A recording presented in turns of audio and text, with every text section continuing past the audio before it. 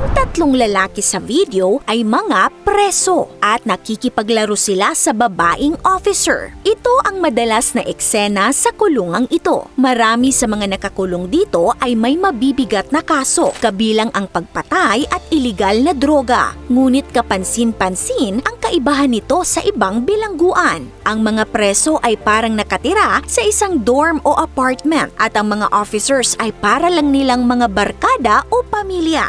Mapapansin ding hindi nagsusuot ng uniform ang mga preso. Kahit ano ay pwede nilang suotin. Sa halip na madilim at masikip na gusali, dito ay may kanya-kanya silang kwarto na walang rehas pati bintana. May sariling TV, refrigerator, at private bathroom at shower. Nakakapag-grocery pa sila, nakakapag-gym at nakakatanggap ng daily allowance. At ito pa ang matindi, meron din silang music studio.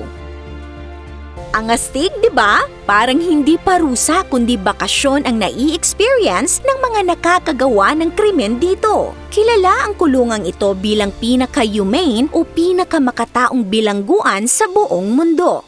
Welcome to Halden Prison. Matatagpuan ito sa Halden, southeastern Norway. Opisyal na binuksan ang pasilidad noong April 8, 2010. Karamihan sa mga nakakulong dito ay nahatulan ng mabibigat na krimen tulad ng murder, sexual assault at drug smuggling. Ang ginagawang sistema ng Halden Prison ay tinatawag na Principle of Normality. Ibig sabihin, ang buhay sa loob ng kulungan ay dapat hanggat maaari ay katulad ng buhay sa labas. Tinutulungan nila ang mga preso na maging handa sa panibagong buhay paglabas nila. Bagamat napapaligiran ito ng konkretong pader na humigit kumulang 24 feet ang taas para sa seguridad, wala itong barbed wire o electric fence. Sa halip, gumagamit sila ng discrete security cameras at movement sensors. Sinadya ang ganitong disenyo upang mapanatili ang kaligtasan nang hindi nagmumukhang marahas ang paligid at maibsan ang psychological stress ng mga preso. Nakabatay ang konsepto sa paniniwala ng Norway na ang tunay na parusa ay ang pagkawala ng kalayaan, hindi ang pagkawala ng dignidad bilang tao. Naniniwala ang Halden Prison na kapag ang preso ay tinatrato na parang hayop, nagiging hayop din sila. Kapag tinatrato naman sila na may respeto, re-respetuhin ka rin daw nila. Tinatrato daw nila ang kanilang mga preso bilang tao. Dito, bawat preso ay may sariling selda na may banyo at shower, maliit na refrigerator at flat screen television. Nakakapagluto rin sila ng sarili nilang pagkain. May mga trainings din kung saan pwede silang matuto ng mga skills na babaunin nila kapag nakalaya na sila. May mga workshops din sa loob kung saan pwedeng magtrabaho ang mga preso. At alam nyo ba, sa Norway, ang mga preso ay tumatanggap ng daily allowance kapag nag-participate sila sa daily activities tulad ng trainings o trabaho. Ayon sa Prison Insider, nasa 83 Norwegian krona ang daily allowance ng mga preso doon as of 2024.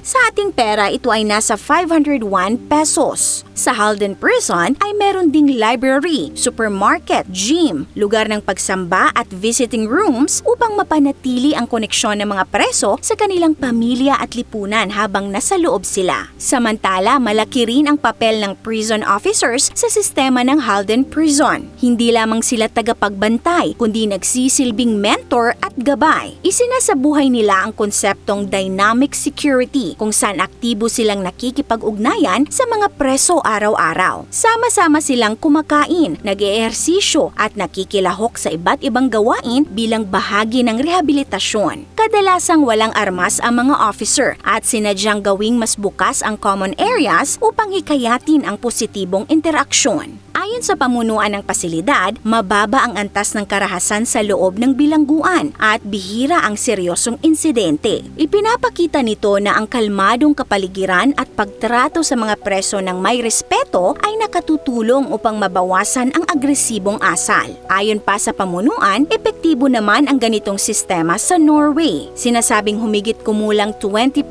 lamang ng mga preso ang muling nakakagawa ng krimen matapos ang 2 taon mula nang sila'y makalaya at nasa 25% matapos ang 5 taon. Mas mababa ito kumpara sa ilang bansa tulad ng United Kingdom at United States, kung saan umaabot sa 50% hanggang 60% ang mga bumabalik sa kulungan matapos makalaya. Sa huli, ipinapakita ng Halden Prison na ang mga preso ay mas nagiging handang bumalik sa lipunan na may kasanayan, disiplina at kumpiyansa sa sarili. Patunay na ang rehabilitasyon at paggalang sa dignidad ng tao ay maaaring maging susi sa mas ligtas na komunidad. Kung nagustuhan po ninyo ang video natin ngayon, mag-comment ng big yes. This is Ate O from our Republic. Hanggang sa muli and stay awesome!